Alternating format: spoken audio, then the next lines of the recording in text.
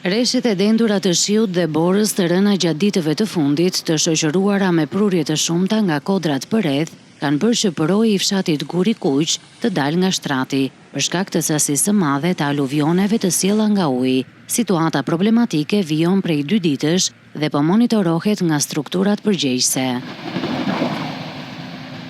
Si pasojë e daljes nga shtrati të përojit, është bllokuar edhe shkarkuesi i ujrave në aksin nacional Pogradec-Qafthan, duke krijuar vështirësi në qarkullimin e mjeteve. Aktualisht në një segment prej rreth 100 metrash, lëvizja e automjeteve kryhet vetëm në një korsi, çka ka sjellë ngadalësime të trafikut.